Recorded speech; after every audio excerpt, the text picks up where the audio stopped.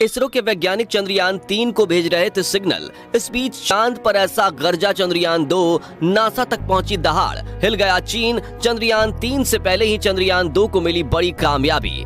पहले चांद की सतह पर बर्फ और फिर बाहरी वातावरण में खोज डाली ऑर्गन 40 गैस। दोस्तों, आज से करीब 4 साल पहले यानी 7 सितंबर 2019 के दिन इसरो टीम अपने दिल पर पत्थर रखकर एक ऐसा खबर सुनाती है जिससे पूरा भारत मायूस हो गया था। दरअसल उस दिन चांद पर गया भारत का मिशन चंद्रयान 2 लैंडिंग के दौरान फेल हो गया था। वो दिन भारत के इतिहास का सबसे मनहूस दिन था। लेकिन उसी दिन इसरो ने यह ठान लिया था कि चांद पर चंद्रयान 3 को भेजकर चंद्रयान 2 के अधूरे मिशन को पूरा करेंगे। और 4 साल तक दिन रात मेहनत करने के बाद इसरो ने पिछले दिनों चंद्रयान 3 को लॉन्च कर दिया है, जो कि धरती का 5वां चक्कर लगाते हुए चांद की तरफ आगे बढ़ रहा है। लेकिन इस बीच एक ऐसी खबर आ रही है जिसने नासा और चीन को हैरान परेशान कर दिया है। तो क्या है वो खबर? पूरी जानकारी देंगे, वीडियो को अंत तक जरूर देखिएगा।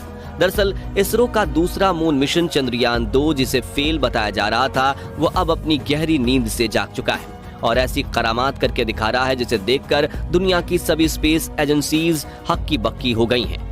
क्योंकि अपने लाखों डॉलर्स के मून मिशंस भेजकर जो काम वो लोग नहीं कर पाए, वो अब इसरो का वो मिशन करके दिखा रहा है, जिस पर दुनिया ने फेलियर का ठप्पा लगा दिया था। हालांकि दोस्तों, इसरो को अपने इस अंतरिक्ष यान पर पूरा भरोसा था और जब चंद्रयान 2 का विक्रम लैंडर क्रैश लैंडिंग की वजह से तबाह हो गया था, तब भी इसरो ने कहा था कि हमने इस मिशन के 90 से 95% उद्देश्यों को पूरा कर दिया है।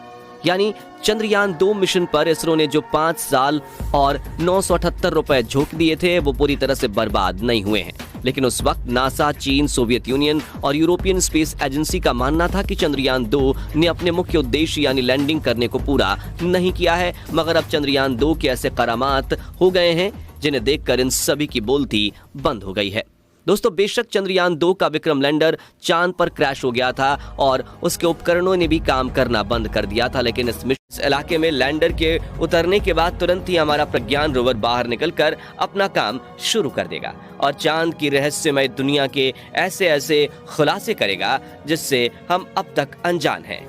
यही वजह है कि इसरो के इस मिशन पर सिर्फ हमारे पड़ोसी मुल्क ही नहीं बल्कि पूरी दुनिया की नजरें टिकी हैं। दुनिया भर के वैज्ञानिक ये जानना चाहते हैं कि चांद के जिस हिस्से को आज तक किसी ने नहीं देखा, वहाँ की दुनिया कैसी है। एक और अहम सवाल जो अक्सर लोगों को परेशान करता है कि चंद्रयान में ऐसा कौन सा फ्यूल भरा हुआ है जो उसे इतनी लंबी यात्रा में सक्षम बनाता है। दोस्तों, किसी भी स्पेस मिशन के लिए सबसे पहला पड़ाव होता है पृथ्वी के वातावरण से बाहर निकलना। ऐसा करने के लिए यान की रफ्तार 11 किलोमीटर प्रति सेकंड होनी चाहिए और ये रफ्तार हासिल करने के लिए ही रॉकेट का इस्तेमाल किया जाता है। लेकिन फिर दूसरा सवाल आता है कि चंद्रयान से उसके रॉकेट तो लॉन्च होने के 16 मिनट बाद ही अलग हो गए थे। फिर उसके बाद ये अब तक का सफर कैसे कर रहा है और किस एनर्जी पर या फ्यूल से ये सफर तय कर रहा है? असल में दोस्तों, चंद्रयान के इस समय 3 अलग अलग एनर्जी हैं। सबसे पहले तो इसके अंदर 2 टैंक मौजूद हैं जिनमें फ्यूल भरा हुआ है, दूसरा सोलर एनर्जी और तीसरी बैटरी। फ्यूल की बात करें तो किसी भी अंतरिक्ष यान में गाड़ियों और हवाई जहाजों की तरह पेट्रोल डीजल का इस्तेमाल नहीं होता, बल्कि चंद्रयान में प्रोपेलेंट हाइड्रोजन फ्यूल का यूज किया जाता है, जिसे जलाने के लिए नाइट्रोजन टेट्रोक्साइड की जरूरत पड़ती है।